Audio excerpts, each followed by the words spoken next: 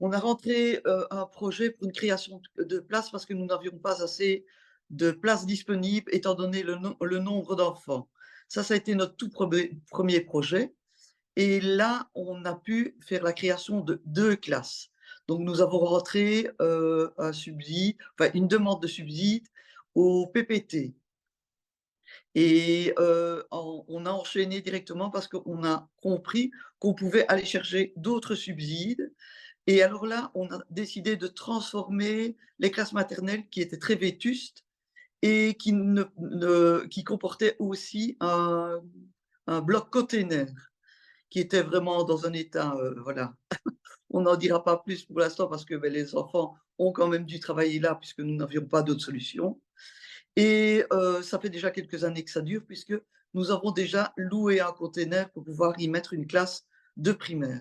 Je ne saurais pas vous dire le nombre exact, mais ici donc, on a créé 2 classes primaires, donc 2 créations de places et on va créer 3 classes maternelles ainsi qu'une zone dortoir, ils appellent ça une zone calme. Il y a 2 classes qui viennent en plus, 2 classes primaires, ça c'est vraiment ajouté.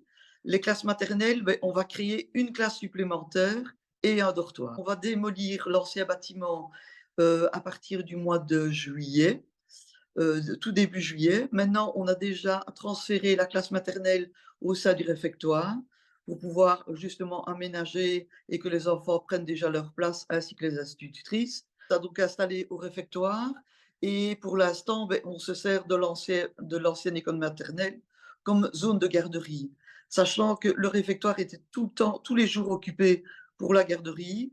Maintenant, les garderies extrascolaires se feront dans une autre implantation, c'est-à-dire à Limont, dans l'école maternelle de Limont.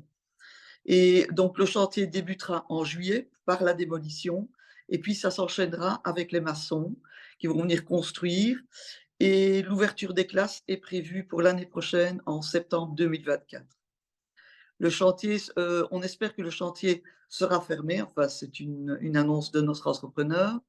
Le chantier serait fermé au mois de novembre, de façon à pouvoir faire toutes les finitions, faire les plafonnages, le carrelage et tout ce qu'il y a à l'intérieur du bâtiment.